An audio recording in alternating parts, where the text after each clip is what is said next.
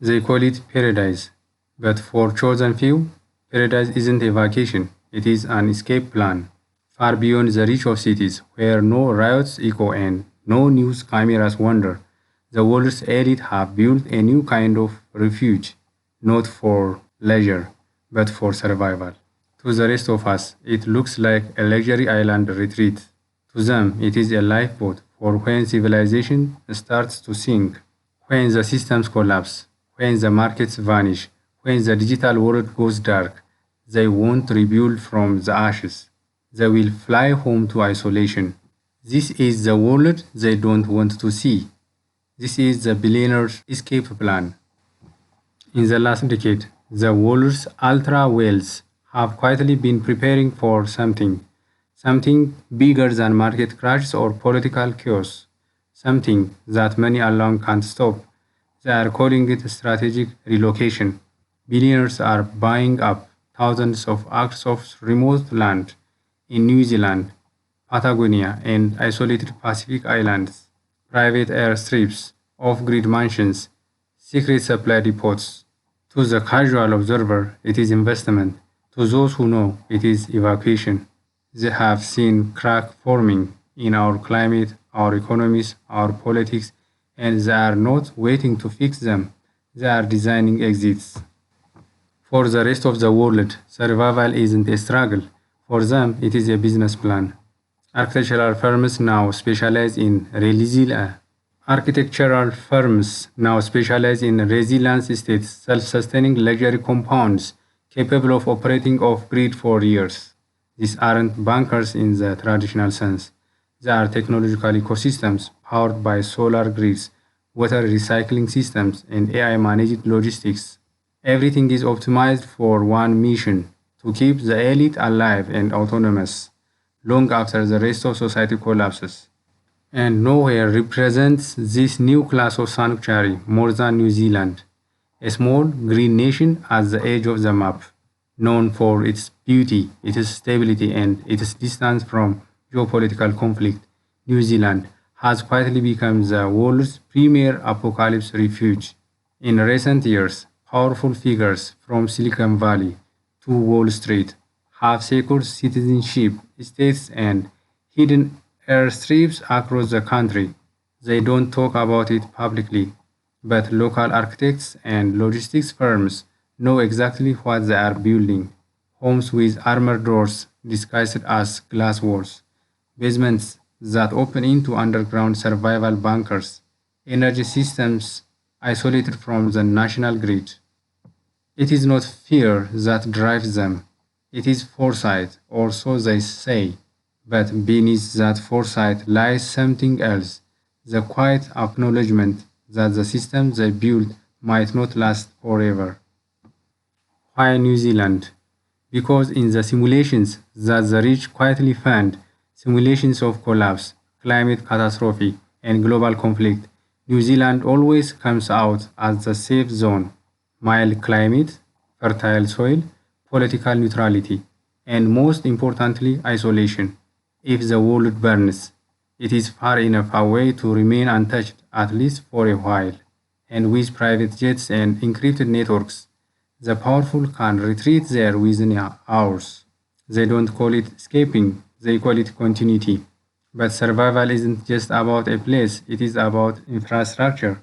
The new frontier of luxury is no longer gold, yachts, or skyscrapers, it is autonomy.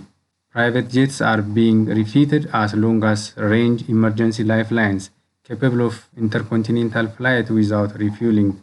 Super yachts are turning into floating fortresses complete with desalination systems, satellite communication, and AI navigation that can evade maritime tracking.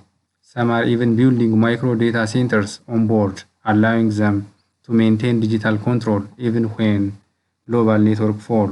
For the elite, the apocalypse won't look like chaos, it will look like relocation. To most people, these preparations sound like paranoia, but to those who hold global power, it is not a matter of if, it is when. They have watched empires rise and fall before, but unlike past aristocracies, they don't plan to fall with them. This time, the kings have escape pods. In the 20th century, the wealthy built towers to symbolize dominance. In the 21st, they are digging underground and selling offshore, symbols not of power but of fear. It is a quiet transformation from builders of civilization to curators of isolation. But isolation has a cost. Every layer of defense, every drone, every biometric lock, every private satellite separates them not just from risk, but from reality. When you can buy survival, empathy becomes optional, and when you can build a world without consequences, morality becomes a matter of design. What begins as protection often ends as detachment, and detachment is where civilization die, not with explosion, but with indifference. Behind the glossy magazine covers and utopian promises, a new kind of society is forming, quietly offshore. Private islands with their own economies, seasteading colonies with autonomous governance, digital enclaves powered by blockchain identity and AI security systems. To the rest of the world, these are experiments in innovation. But look closer and they resemble something older, something feudal. A world divided not by nation, but by access, where a handful of technocrats rule digital territories, guarded not by armies, but by algorithms. Imagine a world after collapse. Cities in ruins, networks fragmented, institutions gone, but far across the ocean, in isolated strongholds, machines continue to hum. Drones patrol the perimeter. AI farms grow food. Autonomous systems maintain power, water, and defense. Humans become secondary, the overseers of their own automated sanctuaries. It is not science fiction. It is infrastructure already being tested quietly under luxury brand names and eco-tech development projects. They are not just preparing to survive, they are preparing to restart civilization with themselves as the top. But what kind of civilization will that be? A world rebuilt by fear, by exclusivity, by those who escaped rather than endured. If survival becomes a privilege, then extinction becomes a policy. And for billions left behind, the apocalypse won't be a sudden event, it will be a slow forgetting. Yet, even their paradise, they want to be safe from themselves. History has shown isolation breeds decay. Empires collapse not just from invasion, but from insulation. And an island, no matter how beautiful, can still become a cage. The deeper they hide, the more they lose touch with the world that made them powerful. And power without connection always eats itself. So, what about the rest of us? We don't have islands. We don't have private jets or AI security networks. But what we do have something that can't be bought adaptability.